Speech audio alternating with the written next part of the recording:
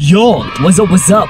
Ayan, kamusta mga utol? And then welcome sa video na ito. So ito, dagdagan ko na naman ang inyong mga kaalaman. Kasi ito ang magiging topic natin sa video na ito ay manipulahin mo siya kapag minamanipula ka niya. Okay, which is manipulahan. Na minamanipula ka niya and then at the same time is dapat marunong ka ring magmanipula sa kanya. Na dito natin mapakita na marunong ka ring sumupalpal sa partner mo. Na masusupalpal mo talaga siya utol. Kagaya na lang na kapag ikaw ay may partner na magaling magmanipula, which is manipulation. Okay, yung tipong pinapaikot ka lang, binobola ka, inuuto ka, or binibilog ka lang. Na pinapapaniwala ka sa gawain na hindi naman totoo. Na like for example is, nang bababae siya, and then pinapaikot-ikot ka lang na kunwari is hindi niya naman ginawa. Yes, kung minsan isang babalik na rin ka pa. Na sasabihin sa'yo isang nag-overthink ka lang. Masyado kang madrama. Masyado kang matampuhin. Or maybe nababalisa ka lang. 'Di ba? Pero kung titignan natin utol, kung hahalungkatin natin isa-isa, na like for example, isang may pruweba ka rin talaga. 'Di ba? Dito natin mapapakita na lahat ng mga pinagsasabi niya sa iyo is kasinungalingan, which is pagmamanipula. Pinapaikot ka niya sa palad niya. Pinapaikot ka niya rin sa kanyang comfort zone. Pinapapasok ka niya sa kanyang comfort zone. Na para maging sunod-sunuran ka utol. Na para mapapaniwala ka rin talaga sa buong akala mo is totoo.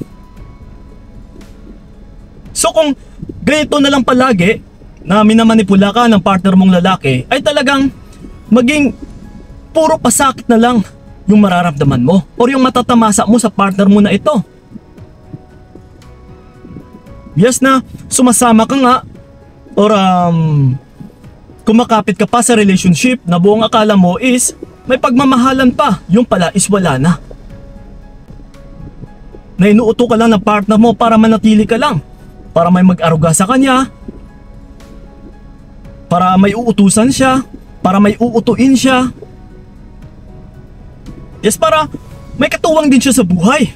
Like for example, is ikaw pa itong gumagastos. Ikaw pa itong sumusuporta sa kanya. So ngayon itong mga utol, apat na gawain lang naman ito, which is step by step, na kailangan mong gawin once na minamanipula ka lang ng partner mong lalaki. Na kailangan mo rin siyang manipulahin or papaniwalain sa gawain na ito. Na kung minamanipula ka niya is, kailangan mo rin siyang bigyan ng pagkukunwari. Na buong akala niya is totoo. Na buong akala niya is naniniwala ka pa rin sa kanya. Na yung buong akala niya is nagiging sunod-sunuran ka pa rin sa kanya. Yes. So ito, ano bang dapat natin gagawin? Which is, yung una sa lahat ay yung magiging okay. Okay? Yes, okay. Yun sinabi natin okay.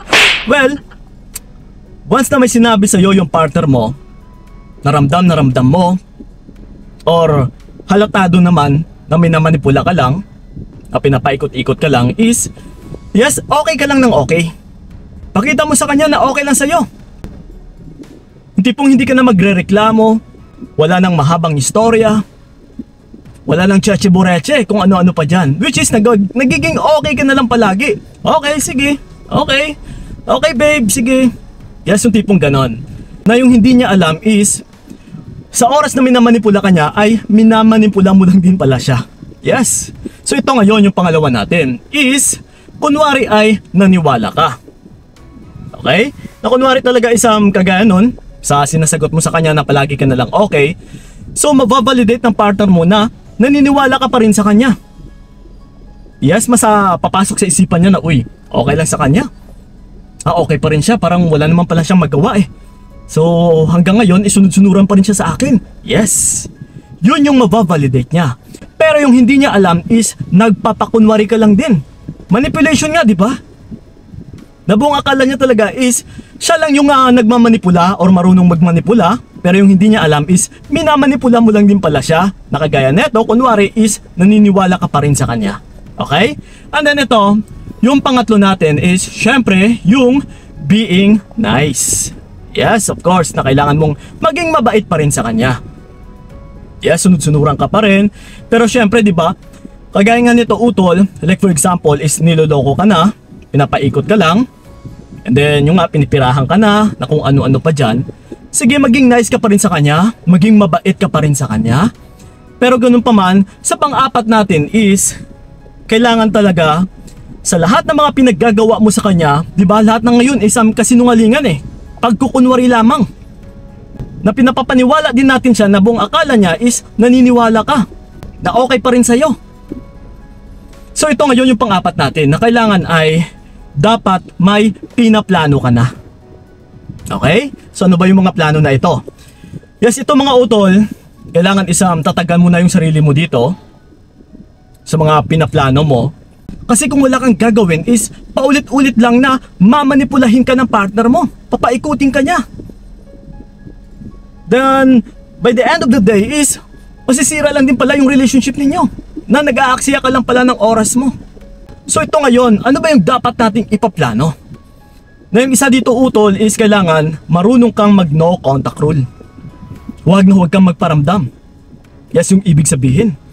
Or di kaya is gawin mo yung radio silence. Yes, mag-deactivate ka, yung tipong naglahaw ka sa mundo. And then yung pangatlo natin is mag-pull away ka. Or yung umatras ka. Lumayas ka man, or kung ano man dyan, basta umalis ka, mas mainam utol nang walang pasabi. Yes, talagang magtataka yung partner mong manipulative. Na uy, kanina okay lang siya. Kanina akala ko naniwala siya sa akin. Pero bakit pag uwi ko ngayon is wala na siya, wala na yung damit niya. Yes. Na siya itong mawawalan utol. Na siya itong maunahan.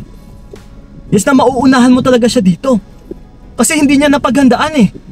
Ang buong akala niya kasi is naniniwala ka pa rin sa kanya. Ang buong akala niya is napapaikot ka pa rin niya. Ang buong akala niya is bulag na bulag ka pa rin sa kanya. Yung tipong patay na patay ka pa rin.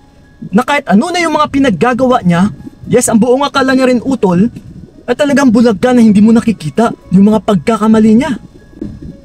So pero ito ngayon.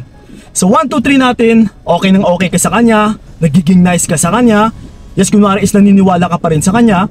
Pero yung hindi niya alam sa pang-apat natin is may binabala ka na palang tapusin yung relationship ninyo nang walang pasabi. Yes, utol. Magagarantiya ko po sa inyo na once na minamanipula ka ng partner mo, ay masusupalpal mo rin siya sa ganitong pagmamanipula na buong akala niya is siya lang yung may alam or siya lang yung marunong. Yung pala is magaling ka rin palang magmanipula kapag yung partner mo is hindi naman kapanipaniwala or hindi naman mapagkatiwalaan. Yes. Okay? So yun na po yung tanging solusyon para masupalpal ninyo yung mga partner ninyo na mga manloloko, babaero, sinungaling, and then higit sa lahat is kapag mahilig or magaling magmanipula. Okay? So yun na po mga utol, sana'y nakatulong talaga yung video na ito. So yun na po, maraming salamat. So ingat kayo. God bless and babush! Manipulahan na! Binigay ko lahat para wala kang masabi.